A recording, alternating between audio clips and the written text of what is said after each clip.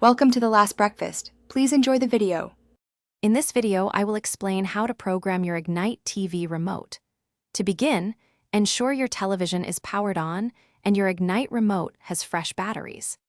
This process will allow your remote to control your TV's power and volume functions, simplifying your entertainment experience.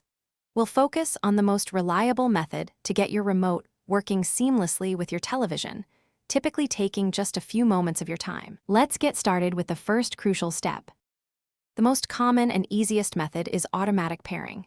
First, point your Ignite remote at your television.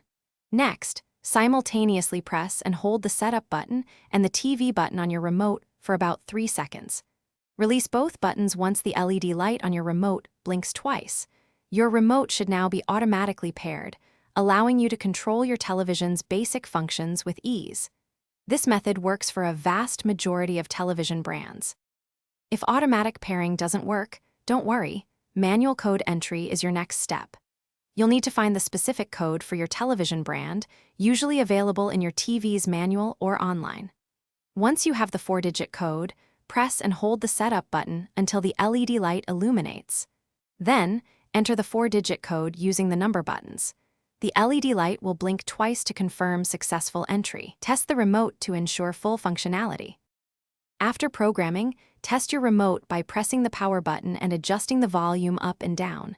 If it doesn't work perfectly, try repeating the automatic or manual programming steps one more time. Sometimes, a second attempt resolves minor glitches.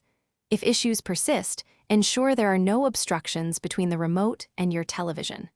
As a final step, you can always consult the Ignite support website for additional troubleshooting or contact their customer service for personalized assistance.